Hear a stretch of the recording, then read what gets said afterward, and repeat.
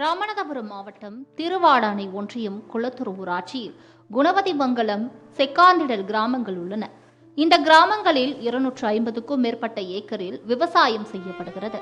செக்காந்திடல் கிராமத்தில் ரவிச்சந்திரன் என்பவர் உப்பு நீரை குடிநீராக்கும் சுத்திகரிப்பு நிலையத்தை அரசு அனுமதியின்றி தனது வீட்டில் வைத்து நடத்தி வருகிறார். சுத்திகரிப்பு நிலையத்திலிருந்து வெளியேறும் உப்பு மற்றும் கெமிக்கல் கலந்த தண்ணீரை முகில்தகம் குணவதிமங்கலம் கண்மாய்களுக்கு செல்லும் வரத்து கால்வாயில் கலந்து விடுகிறார். உப்புத்தன்மை கலந்த நீரை விவசாயம் நிலத்தில் விட்டதால் சுமார் 250 ஏக்கர் நெல் விவசாயம் விளைச்சலின்றி கருகி வீணானது. வாழை, நெல், பருத்தி, மிளகாய் உள்ளிட்ட பயிர்கள் முளைக்காமலேயே கருகியது.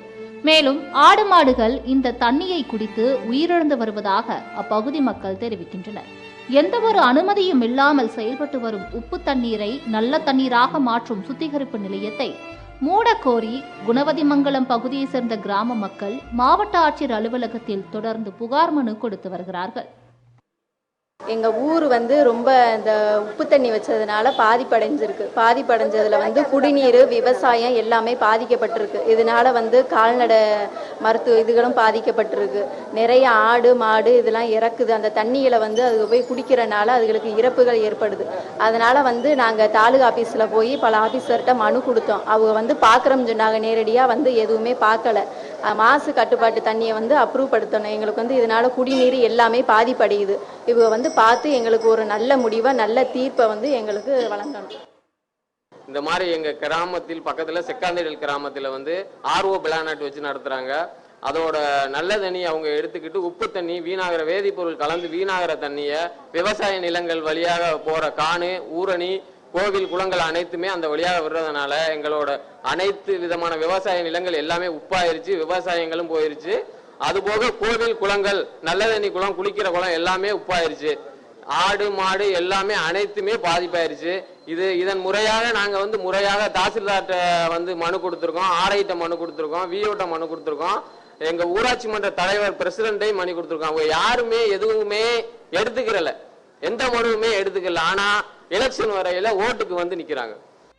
இது தொடர்பாக சுத்திகரிப்பு நிலையம் நடத்தி வரும் ரவிச்சந்திரனிடம் கேட்டபோது தான் மட்டும் அனுமதியின்றி வைக்கவில்லை என்றும், சுற்றுவட்டார பகுதிகளிலும் அதேபோல் தமிழ்நாடு முழுவதும் அனுமதி இல்லாத சுத்திகரிப்பு நிலையங்கள் செயல்பட்டு வருவதாகவும் தெரிவித்தார்.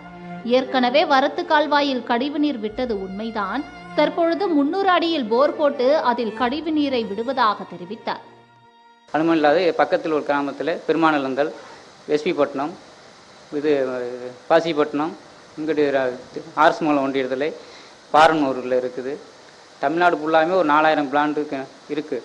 எல்லாமே இந்த மாதிரி இல்லை, உரிமை இல்லாமல் தான் நடந்துக்கிட்டு இருக்குது. எங்கள் எல்லாத்துக்கும் ஒரு வாழ்வாதாரமாக எல்லா கிராமத்து பிளான்ட்டுக்காரர்களுக்கும் ஒரு உரிமை கொடுக்க மாதிரி தலைமையுடன் கேட்டுக்கொள்ளும். ஆர்வ பிளான்டால் விவசாய நிலங்களில் உப்புத்தன்மை ஏற்பட்டு விவசாயத்தை கைவிடும் நிலைக்கு விவசாயிகள் தள்ளப்பட்டுள்ளனர். எனவே அனுமதியின்றி செயல்படும் இந்த சுத்திகரிப்பு நிலையத்தை மூடிட மாவட்ட நிர்வாகம் நடவடிக்கை எடுக்க வேண்டும். அதேபோல் இனிமேல் எந்த ஒரு அனுமதியும் கொடுக்கக்கூடாது என்று கோரிக்கையை முன்வைத்துள்ளனர் விவசாயிகள். சத்தியம் செய்திகளுக்காக ஃப்ரைடே ஃபார் ஃபார்மர்ஸ் இயக்கத்துடன் ராமநாதபுரம் மாவட்ட செய்தியாளர் மகேஸ்வரன்.